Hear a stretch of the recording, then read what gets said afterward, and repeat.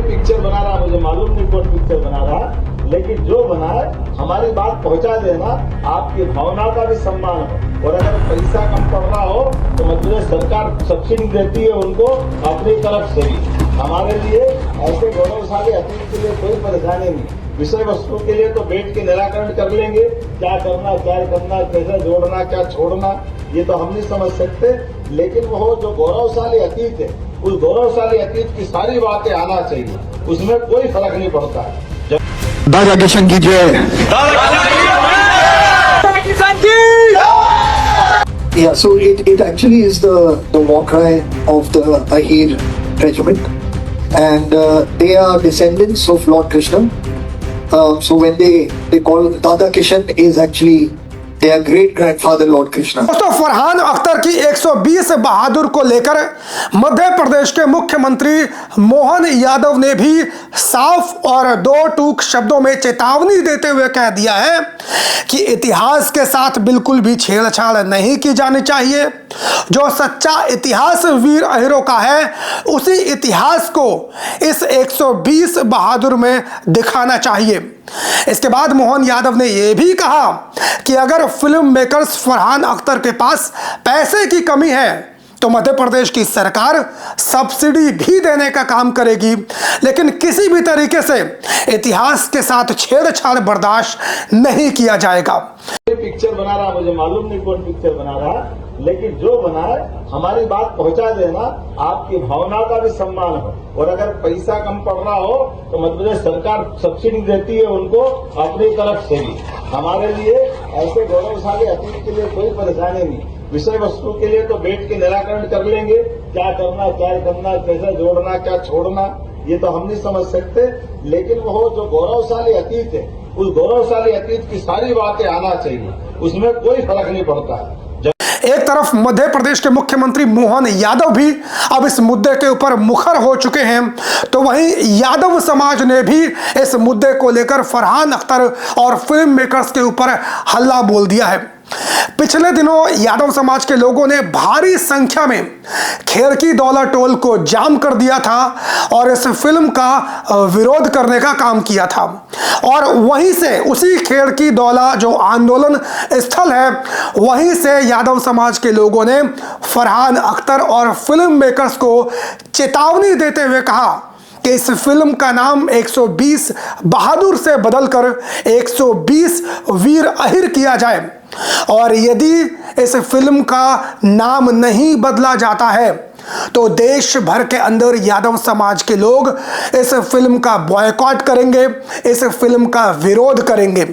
और कई जो अति उत्साही लोग इस आंदोलन के अंदर मौजूद थे, उनमें से कई लोगों ने फिल्म मेकर्स और फरहान अख्तर को यहां तक कह दिया कि यदि फिल्म का नाम नहीं बदला गया तो भविष्य में कभी भी फरहान अख्तर और फिल्म मेकर्स, कोई भी डायरेक्टर प्रोड्यूसर दिल्ली एनसीआर के अंदर नजर आया तो फिर अपनी सुरक्षा की जिम्मेदारी वो करके आए।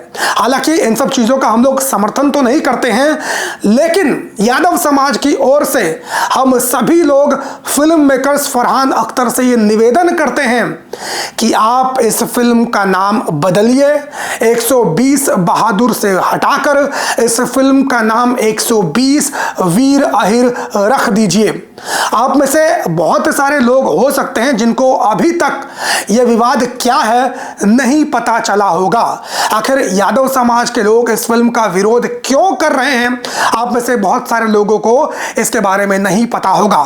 तो इस वीडियो के अंदर मैं विस्तार से फिल्म का विरोध यादव समाज के लोग क्यों कर रहे हैं बता देता हूं। तो ये सब तो आप सभी लोग जानते ही हैं कि ये फिल्म 120 बहादुर जो बनाई गई है, ये 18 नवंबर सन 1962 के अंदर भारत चीन युद्ध जो रेजांगला की चुशूल घाटी के ऊपर जो 13 कुमाऊं रेजिमेंट की चार्ली कंपनी, जिसे अहिर कंपनी कहा जाता है, उनके द्वारा लड़ा गया था, उसी को आधार बना के यह फिल्म 120 बहादुर बनाई गई है।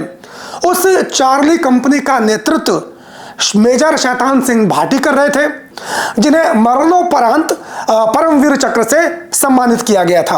अब 1962 के अंदर भारत और चीन के बीच में जो युद्ध हुआ था, इस युद्ध के बारे में कहा जाता है कि दुनिया के जितने भी युद्ध लड़े गए हैं, दुनिया के सभी युद्धों के इतिहास में अंतिम सांस तक लड़ा जाने वाला ये युद्ध था।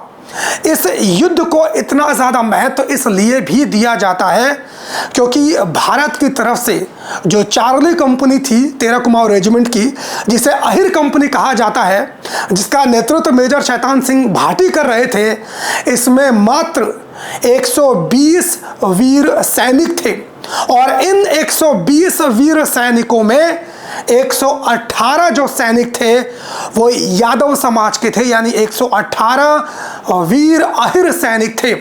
और दूसरी तरफ चीन की तरफ से बताया जाता है कि करीब 4 से 5 हजार चीनी सैनिक थे। इसके अलावा चुशूल घाटी पूरी तरीके से बर्फ से ढकी हुई थी और चीनी सैनिकों के पास तमाम अत्याधुनिक हथियार थे। तमाम सुविधाओं से चीनी सैनिक लैस थे। ठंडी बर्फीली हवाओं से बचने के लिए उनके पास जैकेट्स थे। लेकिन वहीं जो भारत की तरफ से 120 सैनिक थे, उनके पास ना तो अत्याधुनिक हथियार थे और ना ही ठंडी बर्फीली हवाओं से बचने के लिए मोटे मोटे जैकेट्स की कोई सुविधा थी। अचानक सुबेरे 3 से 4 बजे के बीच में चीनी सैनिकों की तरफ से हमला कर दिया गया था। भारत की तरफ से मात्र 120 सैनिक थे और सबसे बड़ी विडंबना की बात यह थी कि उन 120 वीर अहिर सैनिकों की सहायता करने के लिए जो भारतीय सेना थी वो भी मौके पर नहीं पहुंच सकती थी। जिसके बाद भारतीय सेना की तरफ से जो कमांडर मेजर शैतान सिंह भाटी थे, उनसे फोन के ऊपर बातचीत की गई थी और मेजर शैतान सिंह भाटी से कह दिया गया था कि यदि आपको लगता है कि आप इन चीनी सैनिकों का सामना नहीं कर सकते हैं तो आप पीछे भी हट सकते हैं। यानी जो 120 सैनिक थे उनके पास पीछे हटने का मौका था। वो चाहते तो पहाड़ी से लुढ़क कर नीचे जा सकते थे और अपनी जान बचा सकते थे। और मेजर शैतान सिंह भाटी ने पीछे हटने का मन भी बना लिया था, लेकिन उन्होंने सोचा कि एक बार जो हमारे सैनिक हैं, 120 सैनिक हैं, उनसे इस मुद्दे के ऊपर चर्चा कर ली जाए कि क्या करना चाहिए। इसमें दोस्तों मैं आप लोगों को बता दूं कि मेजर शैतान सिंह भाटी की कोई गलती नहीं थी। कई बार जो सेना होती हैं वो इस तरह का फैसला ले लेती हैं। जब उन्हें लगता है कि हम दुश्मन का मुकाबला नहीं कर सकते हैं तो अपनी जान बचाने के लिए वो समझौता कर लेती हैं और पीछे भी हट जाती हैं। तो मेजर शैतान सिंह भाटी ने अपने उन 120 सैनिकों के साथ इसके ऊपर चर्चा की।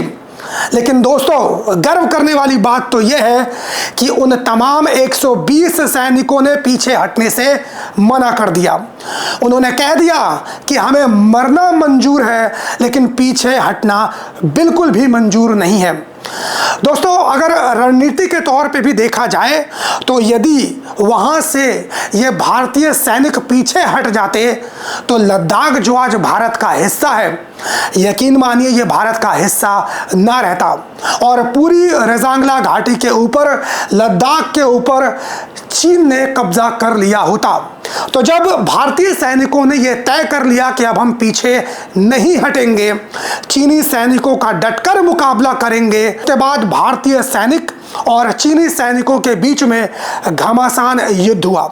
इस पूरे युद्ध के दौरान मेजर शैतान सिंह भाटी शहीद हो गए, जिन्हें मरणोपरांत परमवीर चक्र से सम्मानित किया गया। लेकिन मेजर शैतान सिंह भाटी के मरने के बावजूद जो 120 वीर सैनिक थे, उन्होंने अपने शौर्य और पराक्रम का गजब का परिचय दिया।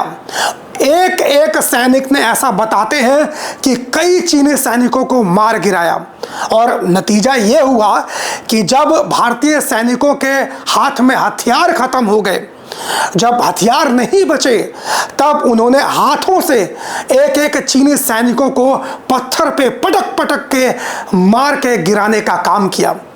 इस पूरे युद्ध के दौरान वीर अहिर सैनिकों ने अपने प्राणों का बलिदान दिया और 120 में से 114 वीर अहिर सैनिकों ने इस मातृभूमि की रक्षा के लिए अपने प्राणों का बलिदान दे दिया, अपना सर्वस्व न्यौछावर कर दिया, जिसके बाद उन्हें चीनी सैनिकों को पीछे हटना पड़ा। ऐसा बताते हैं कि 120 वीर सैनिकों ने लगभग 1400 से 1500 चीनी सैनिकों को मौत के घाट उतार दिया था और 4 से 5 हजार जो चीनी सैनिक आए थे उनको उल्टे पांव लौटना पड़ गया था। और भारत ने इस तरीके से लद्दाख को बचाया। भारत ने इस तरीके से चुशुल घाटी, रेजांगला की घाटी को बचाने का काम किया। भारतीय सैनिकों की तरफ से जो शौर्य और पराक्रम दिखाया गया उसका लोहा खुद चीनी सैनिकों ने भी माना और भारतीय सेना को, भारतीय सैनिकों को उन्होंने सलाम तक किया। और इसीलिए ये जो रेजांगला की लड़ाई है ये यादव समाज के लिए इतना ज़्यादा महत्व रखती है। और सिर्फ इसी बात के लिए यादव समाज के लोग इस फिल्म का विरोध कर रहे हैं। मैंने भी इस फिल्म का ट्रेलर देखा है और इस फिल्म का ट्रेलर जब मैंने देखा तो कई सारी खामियां मुझे इस फिल्म के ट्रेलर में नज़र आई हैं। जैसे कि इस फिल्म का जो पूरा का पूरा फोकस है, पूरा का पूरा हीरो है, वो सिर्फ मेजर शैतान सिंह भाटी को बना दिया गया है।